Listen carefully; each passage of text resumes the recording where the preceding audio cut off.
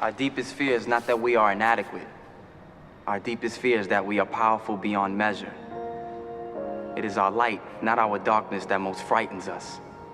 Your playing small does not serve the world. There is nothing enlightened about shrinking so that other people won't feel insecure around you. We were all meant to shine as children do. It's not just in some of us, it's in everyone. And as we let our own light shine, we unconsciously give other people permission to do the same. As we are liberated from our own fear, our presence automatically liberates others.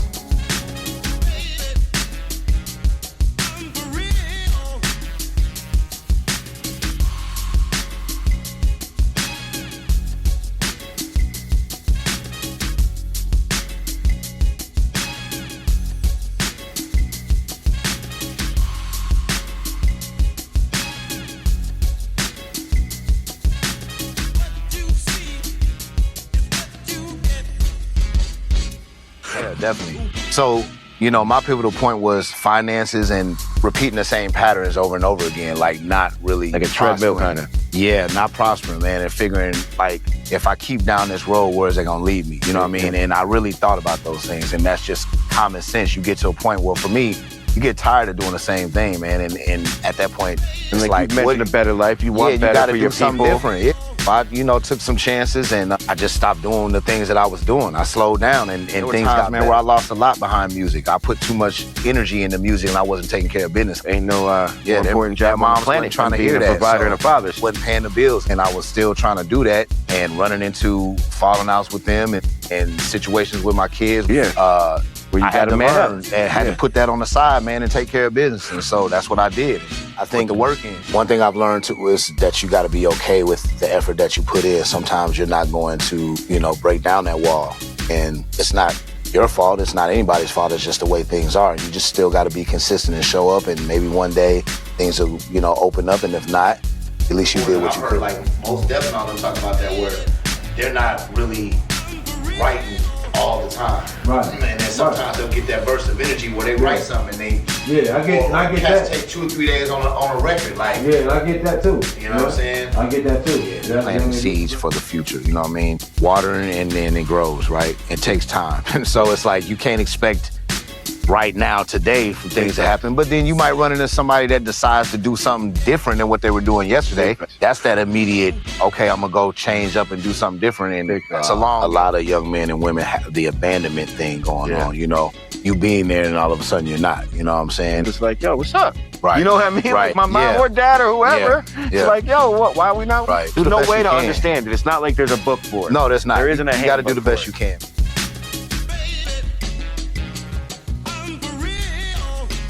You know, it's like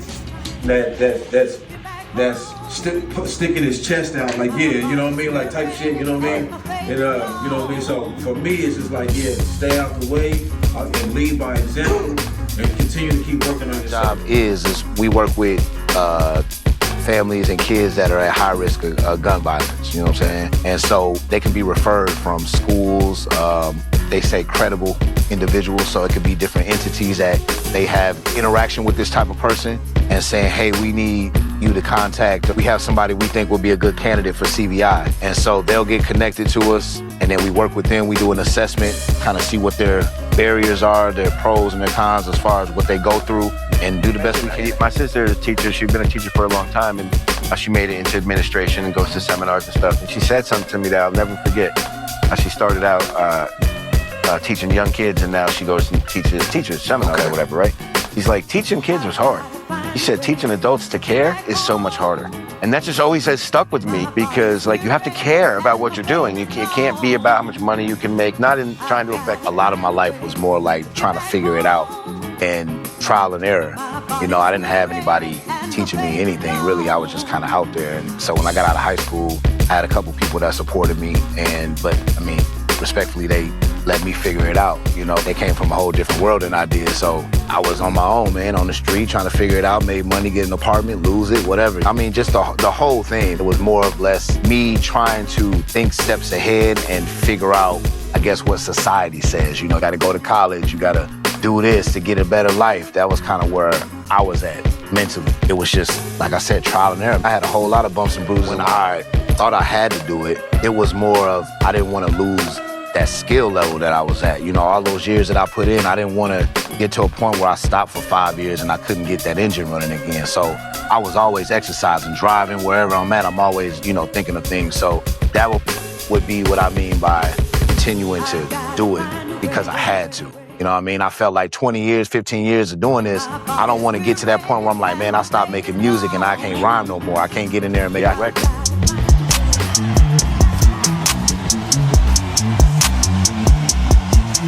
Know I'm plenty practice street codes, some getting whacked through their peepholes. From the money racks with the gun and laugh, bring the hunters back from the beach roads. All I really want is elevation, trying to get the crib of renovation. This is regular through the nation, how I stack it up, dedication. In as many days for the business sake, gotta have the right registration.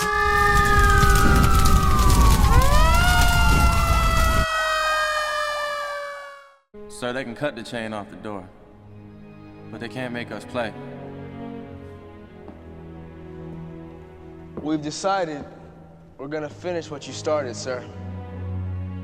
Yeah, so leave us be, coach. We got shit to do, sir.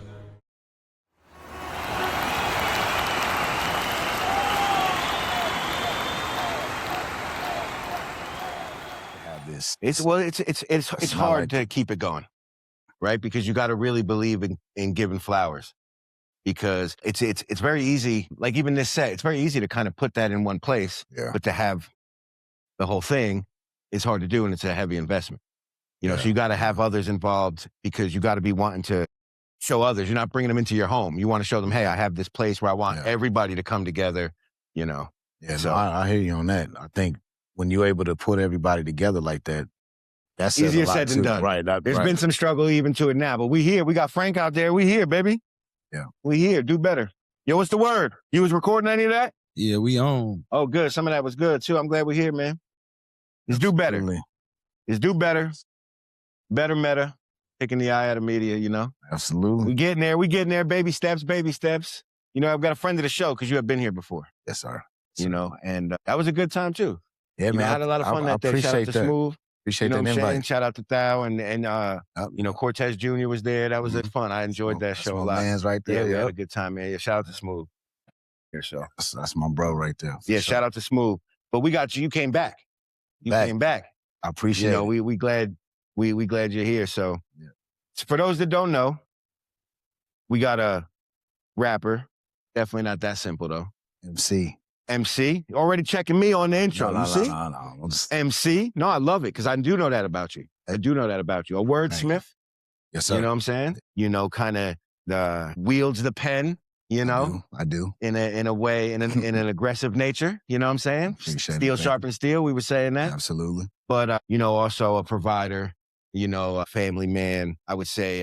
I don't want to say like because I know it's a job, right? But what you're doing is something a little greater than just show purpose. You know, you're out there helping the kids. That's for the love. What you do every day. Yeah. You know, you're kind of in the trenches, for lack of a better word. Yes, sir. You know, a jack of all trades, let's say. But we got the homie Mark Divine in the building. What's going on, everybody? Appreciate you having me, bro. It's a drive. It is. It's not that How long? Hour and 10. Word. Yeah. You speeding? I feel like that's a little fast. I only been there for a game one time. Allegedly. For sure. For those that don't know, where are you from? Iowa City, Iowa. That's where I'm from. Born and raised? No, I'm actually from the Quad Cities, man. Rock Island, Illinois is where I'm originally from. Came to Iowa City young and...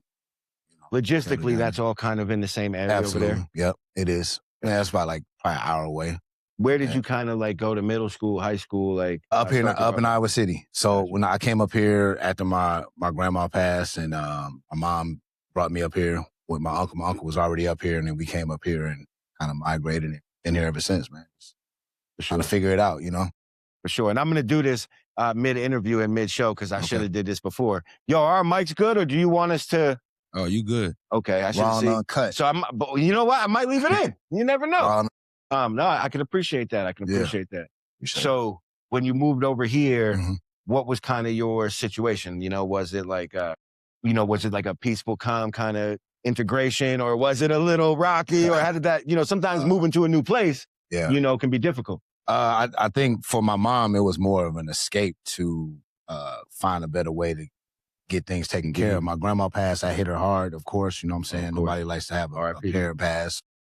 And so came to Iowa City and was trying to figure it out. And it was different from where I came from. Rock Island is a lot of, well, I lived kind of in the bad area, you know what I mean? And then we came up to Iowa City and it was a lot better. Pleasantville, if you want to call it that. You know, I ain't know nothing about a lot of that was going on up here. So I had to learn pretty fast. But I mean, I still was young. I was in like 6th, 7th grade. So. But that's kind of when you start finding your way. Yeah, whatever true. that looks like, you know what I'm saying? Yeah, some people would say off the porch, you know what I'm saying? Yeah, absolutely. So, okay, so when you first got here, you know, were you able to like make friends kind of easily, or how did that happen? Yeah, so I mean, I'm a pretty personable guy, man. I kind of vibe with whoever, you know what I mean? So when I came up here, so that's something you kind of always had. That's a trait you kind of always had. Definitely. You know, some of us got to grow into our confidence. You know, that's we natural. don't all have that same discipline. We're gonna get into it. Yeah, it's natural. It's a gift and a curse at the same time, Indeed. man. You know what I'm saying? But I'm glad that I have that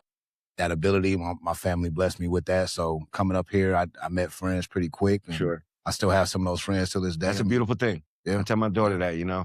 My pops used to tell me before he passed, you know, if you make it out with 1 or 2, you know, from the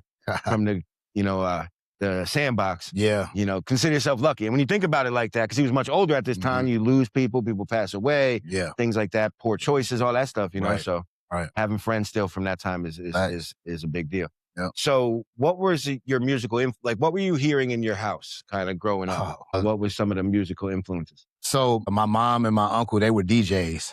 That's kind of fire. And what and when would this have been? This was when I was young. This was so like a DJ in the 80s? Yeah, basically. Or even before that? Yeah, it was like that was probably a cool time to be a DJ. Is all I'm saying. Yeah, they were. They were that doing was probably things. They were breaking time, records. right? Yeah, they were breaking records. My mom was DJing. Village people or whatever. I don't know, that time when people were just dancing. It feels like it was a time when people were really dancing. There was a lot of less head bobbing, I feel like, and playing cool at that time, you know? Right. That was a cool time to be a DJ, I bet. Absolutely. So you must have had an incredible, eclectic kind of musical upbringing, You can say that, yeah. I mean, I was, you know, my mom and them used to play like Loose Ends. These are, you know, different groups from like overseas and stuff. They were known to break records in their neighborhood, so they would get records before they hit radio, and my uncle and them kind of had that gift to know what was. Like you have to know people probably, right? As far as what equipment? Like getting records before they break back then, right? So you got to be tuned in, I would think. What my mom told Plugged, me as is, they would say. Yeah. My mom told me she used to go.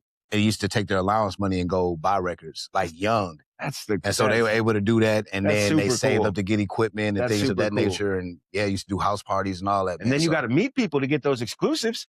You know, you got to know people and stuff. Well, the unique thing about them is they would go to the stores and get these records and not know that they were hits and hear them and naturally have that. They would hear the hit and then get it to the people's ears. Correct. And then they what were a time to be alive, no? Yes. Right? Yes, absolutely. Yes. As a young man, yes, definitely. Yeah. No, that's super cool. So, you know, I'm sure there was more though, right? There was probably more musical stuff that came into your house as you got a little older. So, because we're going to make our way into hip hop, obviously. But what were some of your earlier hip hop influences?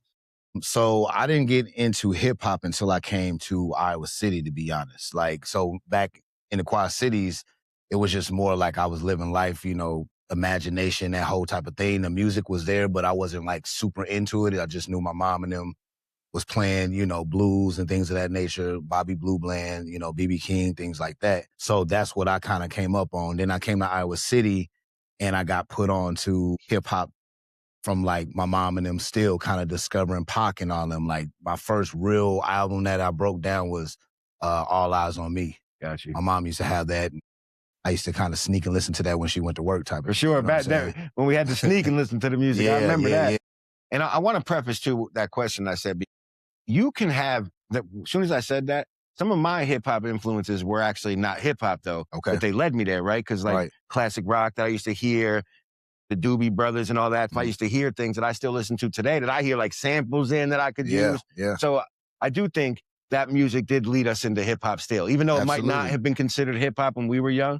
Because like our kids are young people, they know hip hop from their birth. Right. I remember a time when it was barely alive. Yeah. You know, I was born in 81. It existed, but it was barely alive. Yeah. There are other musics that can lead you into hip hop because it was born out of the sounds of many things. Yeah. Music is definitely, you know, the the entirety of everything, and then it branches off to different genres, of course, we all know that. So I think hip hop almost encompasses more than others. I feel like you can almost get all types of different sounds, from jazz to country to, the Linkin Park. Like, hip hop is a beautiful thing. It is. I feel like it's the most encompassing of kind of the musical genres, and it's the most welcoming, is if you want to keep it real. Melting pot. You know, how Melting often pot. are artists, rappers getting kicked off of certain other charts because they're rappers, but they made a country song or something like that. Right. I feel like rap is actually the most accepting. It is, in a way, I think. That's what I'm saying. You learn. You don't hear that side of it often. Yeah, if you're an MC, I think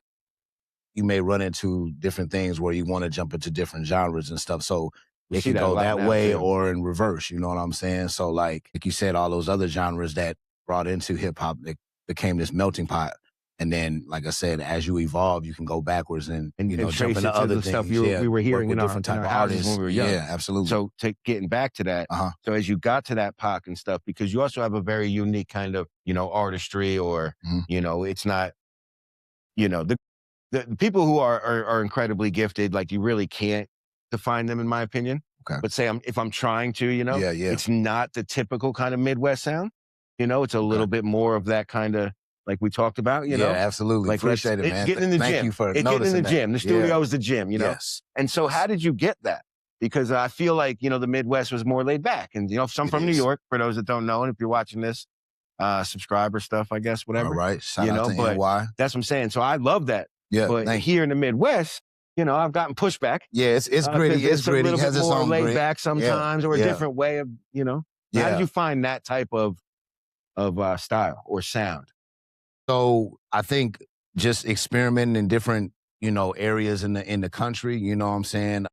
Like I said before, I gravitated a lot to the New York side of things. I love the way that the beats and the rhyme schemes and things like that organically come together. Like, I don't know what it is. I think maybe it's the Mecca where it came from, in a sense. I think it's a different type of passion out there. Nothing against the other regions. Of course. No, of course. Like, you already said Pac. So you said that, like, Pac, like, was bringing your ears to hip hop. Right. Right, and then I'm assuming this is around high school, or at least when you found that New York sound to get into high school. Yes, it was. Like, so middle school type of thing. That's where I ran into Pac. So like, I started writing, listening to his music, For sure. Like, writing his incredible tracks album too.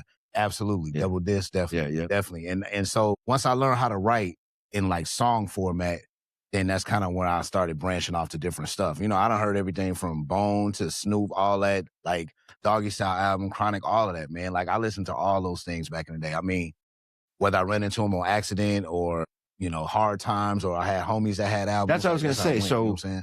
Because I'm assuming you started to form, your friend group and things like that, or at least a sound around you. So were the people around you kind of into that same, or were you unique in that sense? I had were you one finding brother. I had one homie of mine, my boy Chris Oman, you know what I'm saying? He was with me kind of in that middle school era, so we were the ones that kind of gravitated towards the Pac and learning about different artists, and then that's how we came into making our own tape. We was making tapes back then, 13, 14 years old. He was actually 12. We were making our own tapes. What do you mean? Back. So like, we, back in the day it was cassette tapes, so we course had I do. our own. That's why. We were recording at random people's houses. Like, and recording what? What you mean? Like you recording yourself? Songs, yeah. Like our So own no, songs, I know. Like, I know how I was doing that. I remember using a karaoke machine in the '90s to get the job done. I remember a lot of unique ways. So how were you doing it? That's what I mean.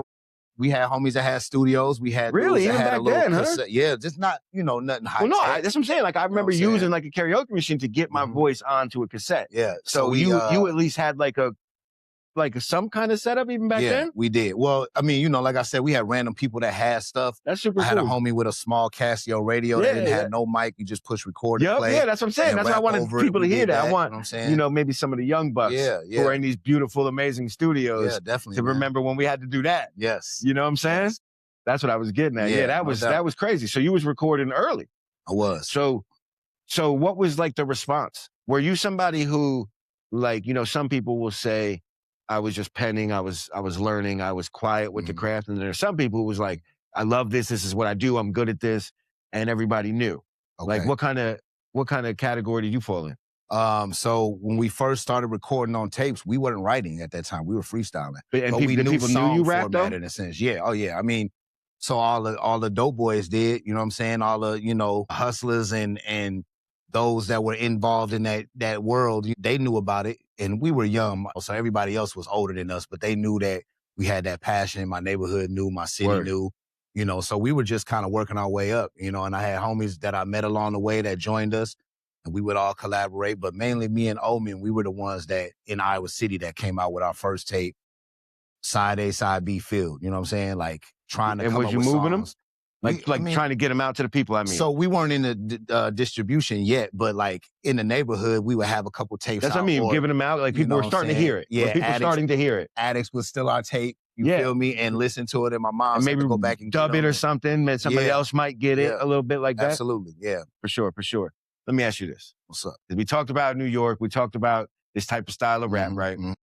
So did you ever find yourself in maybe some lyrical spars, we'll say, or any back and forths outside or at the lunch table? Absolutely. Or any ciphers that maybe were like, let's see who, you know, do you ever find yourself in that type of stuff? I did. So like when I got into high school, that was a big thing. We were doing a lot of lunch table rhyming and battling back and forth, you know. And then as I got out of high school into college, it got a little bit more competitive. Then I wasn't as good at it. I wasn't really focused on it. Then I was just about making songs in the studio type of thing. There was a lot of cats in my area and like Cedar Rapids and the neighboring areas that were battlers. And so they were doing a lot with it. Of course, I felt like that was a part of the legacy, right? So I had to do something. I had to get a couple battles in. So I would, you know, dabble a little bit with competitors and not do as well, but it is what it is. I was all experienced. And I try to tell people too, a lot of times back in the day, battling was much more, you just had verses that were maybe about how good you rapped. Okay. And then other people had those, you know, but now, you know, everything's recorded. So back in the day, I have a couple verses that hit and I'll take them to 3, 4, or 5 different neighborhoods or ciphers and they would work. You know what I mean? That's funny. I didn't know a lot about the recording the reciting my rhymes. I was freestyling. I love, man. You know, in New York coming up in that time, that's where, like, you came outside, they were like, oh, you rap? Yeah. And they would make you every time. You know what I'm saying? Yes. It's like, oh, we need to hear it right now. So that's where I love acapella rapping. I love that shit. Yeah, I wasn't the best at that. You know, who was producing at this time? Like, how were you getting beats when you were early on recording these tapes? We started instrumental tapes or stuff like that? Or I had a brother. Were y'all surfing for records back then? Or? Nah, I ain't know nothing about What that. about, were you able to ever get any, you know, samples from the parents' records, or did y'all ever? I'm all over the place because it's super cool you good. to have that type of eclectic musical background, you know? So did that ever connect? It did later. I think in the beginning, I was trying to find that, but I didn't know where to get beat machines or nothing like that. So we would go with the digital side, high school / college, where we were doing Fruity Loops and kinetic programs. So you had somebody making them back then? I mean, so I got a little brother. So you produce as well? Beats, yes. I didn't put that in the intro. We have to go back and add that into the intro. You good. Producer as well. Yeah, man. So learning as you rhyme, you kind of get into them walls of like, not knowing who does what, right? So you got to learn it yourself. So that's where big facts. That's how I did this. And producing. Shout out to Frank, man. That's how we did this shit. We learned this shit together, figured it out. And it helps because when you get older and you become, you know, whatever top level evolved, and you ain't got to worry about other people kind of controlling your sound. You can work with them and add your input in. You know what I'm saying? So I think that's where me learning that stuff young came in handy. So in high school, you're rapping, recording. What was your like high school experience like, or like kind of life experience? Were you planning to grow up and become a rapper? Were you planning to grow up and be an architect? Like, what was life like while you were recording? And did you start taking it serious right away? Or? Well, and I had a interesting upbringing when it came to high school and stuff. I was in like a foster home and stuff like that. I was getting in trouble, getting locked up, this, that, and the third. So I was still wanted to rhyme. You know, that was embedded in me. And during this time, you had already like been a rapper though. So when you're going through these things, you might have been penning things about your experience. Rap was a part of your life. Right. Being a rapper at this time, right? Yes, sir. Okay. Yes, sir. So, you know, like I said, I went through my life stuff and I still was rhyming, man, no matter where I was at. Whether I was locked up or whatever, you know what I mean? And I think we all wanted that or had that moment of wanting to be famous, you know what I'm saying? But I think at that time, we were just passionate. We were just making records. It is what it is. Like, wherever that leads to, great. And it led to shows and local shows and events and festivals, whatever you want to say. And I think it was just an organic journey that came out of it. So speaking of that journey, because you kind of threw some things out there just now, you know, Obviously, no need to get into specifics, but it seems like at some point you had to turn your life around. Yes. So what did that look like? Like, was that while you were still in high school? Was it like right after high school? What did that kind of turn look like for you? Honestly, it happened late in the game, man. Like, I think a lot of my life was more like trying to figure it out and trial and error. You know, I didn't have anybody teaching me anything, really. I was just kind of out there. And so when I got out of high school, I had a couple people that supported me. But I mean, respectfully, they let me figure it out, you know, because they came from a whole different world than I did. So I was on my own, man, on the street, trying to figure it out, made money, get an apartment, lose it, whatever, you know, and staying with different homies. I mean, just the whole thing, man. It was more or less me trying to think steps ahead and figure out, I guess, what society says. You know, you got to go to college, you got to do this to get a better life. That was kind of where I was at mentally. It was just, like I said, trial and error, man. I had a whole lot of bumps and bruises along the way. You know what I'm saying? For sure. But that's what I mean. We had a shout out to Classic. He was just here. I actually should connect y'all. He's kind of waving the flag for adult contemporary hip hop here in Iowa. You know what I'm saying? Yeah. He won the award initially at the Iowa Music Awards and stuff. You know, and I kind of love that idea of adult contemporary hip hop, because how there's like classic rock. That's what I mentioned that earlier. Okay. It has its own genre, so therefore it never ages, right? The rockers can age into classic rock, which becomes its own genre. Like, it has its own spot on the charts, and it has like, if you went to the store, it had its own section, right? But hip hop didn't have that. Right. And it would be nice if at some point hip hop could age into another part of hip hop. And that's why I really love that adult contemporary hip hop. But I said that to say, we talked about on that show, having to make a life-changing decision at some point and having to make a change. Absolutely. You know, and shout out to him. You know, he went into the Navy and served this country. So that's what's up. But he had to make a change. So that's what I mean. Was there like a time or a moment where you had to make a decision, kind of? Yeah. You know? Yeah, I will say it was. There were a couple times where I just kind of brushed it off. Like, and what was like the pivot into that kind of led you into start having the amazing life you have now? And we'll get into it soon. It's a good segue into giving back to maybe some youth you see in yourself. Yeah, definitely. So, you know, my pivotal point was finances and repeating the same patterns over and over again, like not really like a treadmill kind of. Yeah, not prospering, man, and figuring like, if I keep down this road, where is it gonna lead me? You know what I mean? And I really thought about those things, and that's just common sense. You get to a point where, for me, you get tired of doing the same thing, man, and at that point, it's like you mentioned, a better life. You want better for your people. You got to do something different. I, took some chances, and I just stopped doing the things that I was doing. I slowed down, and things got better. And were you utilizing music for any of this?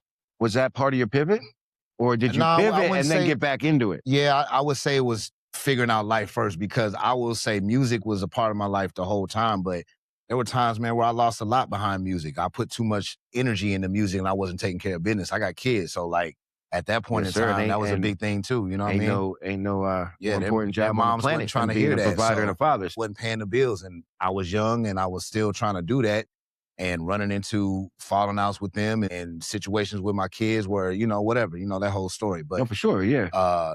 Where you got to learn and had to put that on the side, man, and take care of business. And so that's what I did, and put the work in. And that's where I'm at. I can kind of relate to that. I raised my daughter alone, and I put it all to the side, just worked and raised her. And now that she's grown, she'll joke sometimes because I had a fun story, did some cool music stuff before then, but I had to lock in, right? Absolutely. And she's like, "I wish you didn't.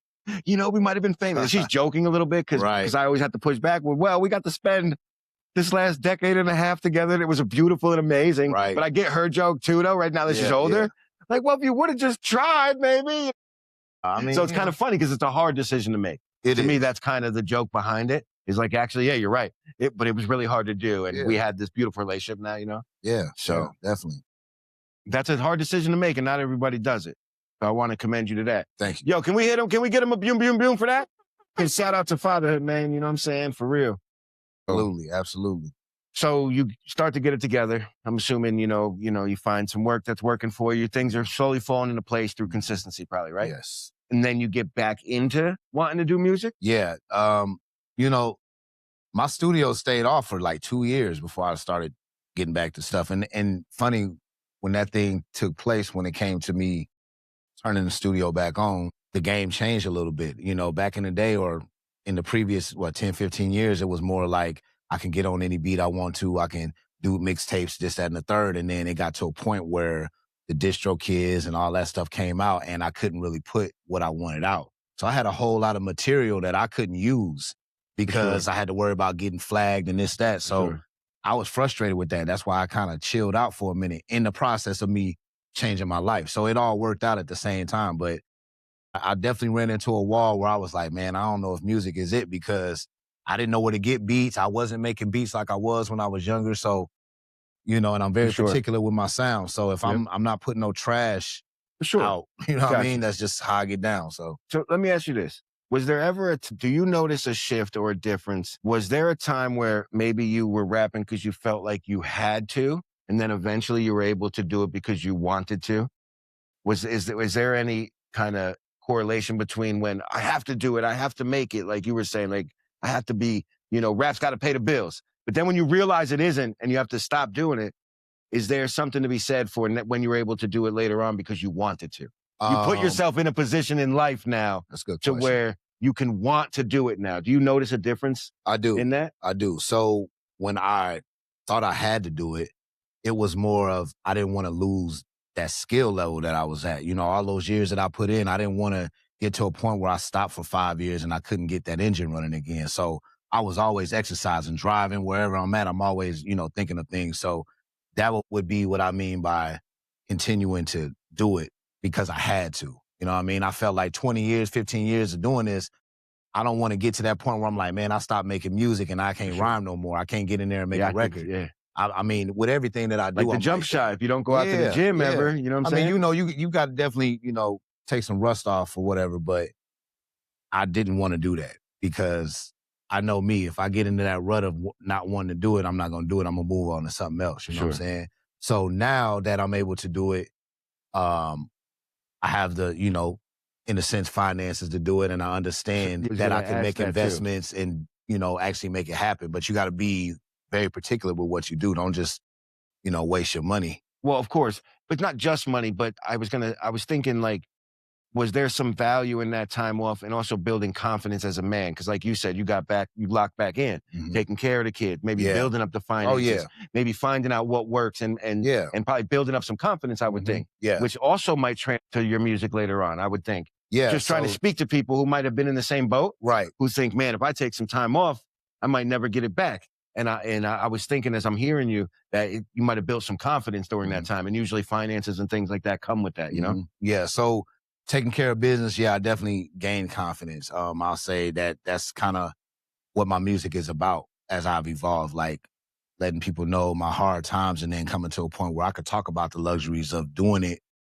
because I'm able to. And I made it to a place where I can represent it now and I don't have to worry about, you know, not being able to pay my bills and stuff. That's going to get taken care of regardless. And like you said, it ain't about money, but it's about the success, the constant grind throughout the years and getting to a place with real life minus music where I'm able to take care of myself and my family. And now I have the luxury to breathe a little bit and get into the studio and not have to worry about nothing else.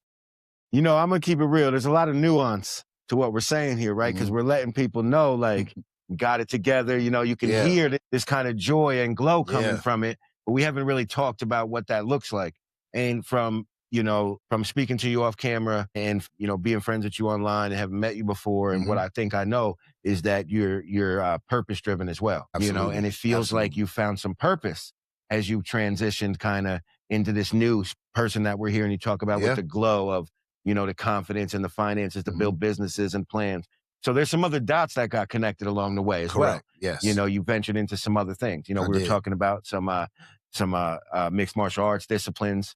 We were talking about your professional career and where that has taken you. So, you know, the gym has became a big part of your life. Yes. And the office, for lack of a better word, that side has became a big part of your life, but you're able to use that to help youth and work with the kids, right? Yes. And kind of be in the trenches a little bit, you know? So now I kind of want to talk about kind of where you are today and kind of the amazing things, in my opinion, that you're doing today, you know? So, so we're going to jump right back into this and, you know, and we're going to y'all got to come back because I'm telling you, there's an amazing connection between being in the gym and being able to be disciplined and kind of and problem solve, I feel like, and deal with intense situations. This is true. You know what I'm saying? And the world is full of those these days. It is. The world is full of those. And we were also speaking of that confidence.